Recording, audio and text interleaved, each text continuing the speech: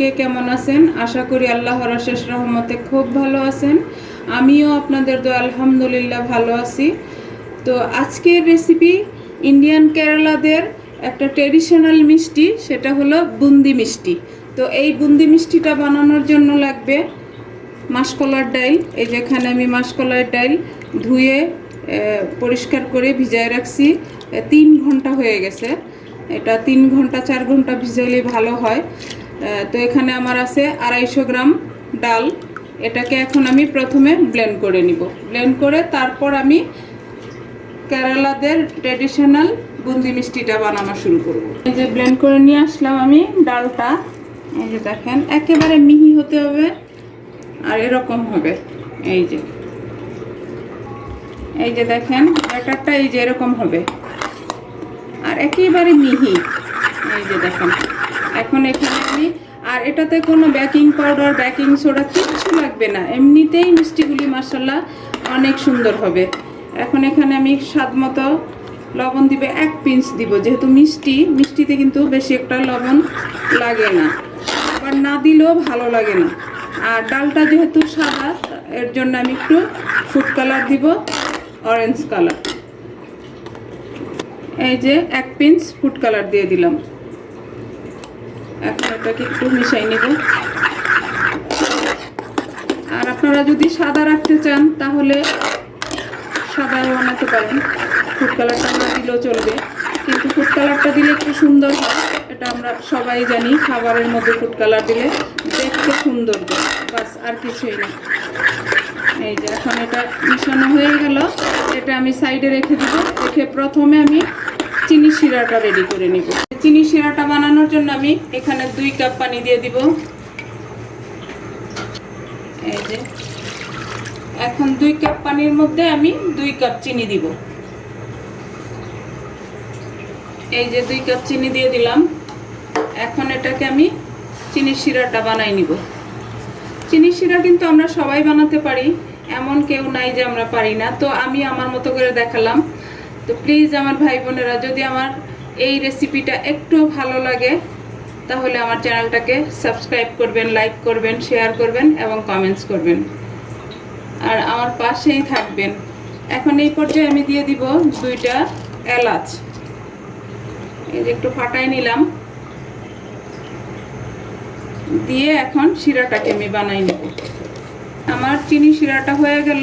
এই যে এরকম 1 তার 2 তার হতে হবে না, হালকা একটু চিটচিটে হলেই, কারণ এটা আমি আরেকটা চুলাতে ট্রান্সফার করে চুলাটা একদম লো করে রেখে দিব। কারণ যখনই আমি এই বুন্দি মিষ্টিগুলো দিব তখন যেন আমার চিনি শিরাটা হালকা কুসুম গরম থাকে, ততক্ষণে কিন্তু আমার চিনি শিরাটা আঠালো হয়ে যাবে। এর কারণে আমি এখনই এটাকে নামাই নিব। এই যে এখন আরেকটা ফ্রাই প্যান বসাই দিলাম এখানে মিষ্টিগুলা ভাজার জন্য। আর এই মিষ্টিটা বানাবো আমি এরকম একটা সসের বোতল দিয়ে। এই যে দেখেন এখন এটাতে আমি এই ডালের ব্যাটারটা ভরে নিব। এই যে এটাতে ভরে তারপরে আমি এই বুন্দি মিষ্টিগুলা বানাই নিব। ভরে নিলাম, এখন মুখাটা লাগাই দিব। লাগায় এখন আমি ফ্রাই প্যানে তেলটা দিয়ে দিব। এই যে এখন আমি তেলটা দিয়ে দিব। আর এই বুন্দি মিষ্টিটা কিন্তু ডুবো তেলে ভাজতে হয়, এটা আমরা সবাই জানি, তাই না? এটা মিডিয়াম গরম হয়েছে, তেলটা কিন্তু বেশি গরম করব না। আর চুলার আঁচটা মিডিয়াম টু লোয়ের মাঝামাঝি রাখবো। বানানো শুরু করব। বিসমিল্লাহির রহমানির রহিম। একেবারে সহজ কিন্তু এই বুন্দি মিষ্টিটা। এটা শুধু ফালানো, যেরকম খুশি হোক, লম্বা হোক বেঁকা হোক, কোনো কিছুই না, কিন্তু খেতেও টেস্টি, দেখতেও সুন্দর।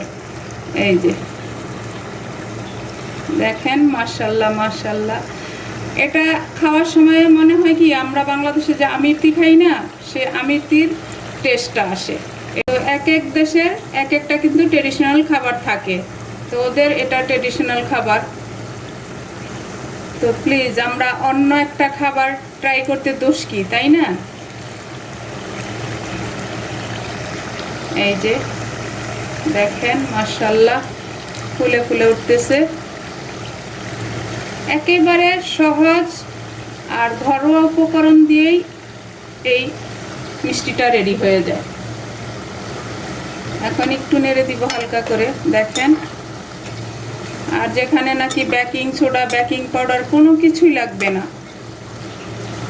এই যে ওদের এটা নাকি অনেক ফেমাস একটা খাবার। ফেমাস না হলে তো আর ট্রেডিশনাল হবে না, তাই না? যে কোনো অকেশনেই ওরা এই বুন্দি মিষ্টিটা রেডি করে। আমরা তো বুন্দিয়া বানাই, কিন্তু সেম ওই ধরনেরই, কিন্তু বুন্দিয়া তো আমরা বেসন দিয়ে বানাই আর এটা ডাল দিয়ে বানাই আর কি। এই যে দেখেন, মাশাল্লাহ মাশাল্লাহ ভাজা হয়ে যাচ্ছে। আর চুলার আঁচটা মিডিয়াম টু লোয়ে রাখার কারণ হলো যেন আস্তে আস্তে একদম মুচমুচে হয়ে ভাজা হয়। সবগুলো একসাথে ভেজে তারপরে চিনি শিরাতে দিতে হয়। এই যে আমার হয়ে গেল বুন্দি মিষ্টিগুলো ভাজা। এখন এটাকে আমি উঠাই নিব, এই যে নামাই নিব। দেখেন মাশাল্লাহ লুকটা কিন্তু অনেক সুন্দর লাগতেছে, তাই না?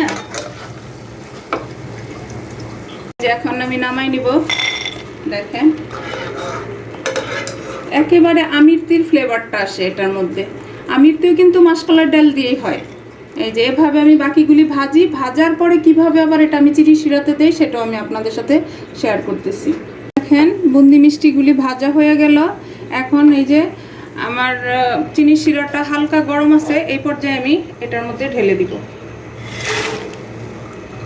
ঢেলে এটাকে এই 2 মিনিটের মতো চুবিয়ে রাখবো, সাথে সাথেই উঠাই দিব। দেখেন মাশাল্লাহ মাশাল্লাহ দেখতেও কিন্তু অনেক লোভনীয় লাগতেছে।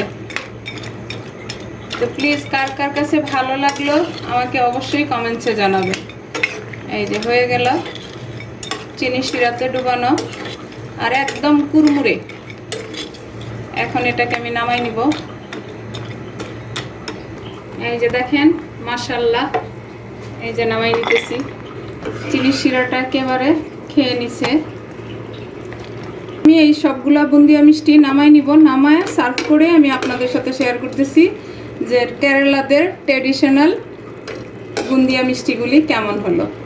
এই যে আমার ইন্ডিয়ান কেরালাদের ট্রেডিশনাল বুন্দি মিষ্টি বানানো হয়ে গেল। দেখেন মাশাল্লাহ দেখতে যেমন সুন্দর, খেতেও তেমনি টেস্টি হয়েছে, একেবারে কুরমুরে। এই যে আমি আপনাদেরকে একটা ভেঙে দেখাই, আওয়াজটা শোনেন। দেখেন একেবারে কুরমুরে আর চিনি শিরাটা একেবারে ভিতরে রসালো এই যে হয়ে আছে। তো যাই হোক, আজকে আমার এই ইন্ডিয়ান কেরালাদের ট্রেডিশনাল বুন্দি মিষ্টিটা কার কার ভালো লাগে অবশ্যই আমাকে কমেন্টসে জানাবেন। আমি আজকে আমার এই বুন্দি মিষ্টিটা বানানো শেষ করলাম, আপনাদের কাছ থেকে বিদায় নিব। আবার নতুন কোনো রেসিপি নিয়ে আসবো। আল্লাহ হাফেজ।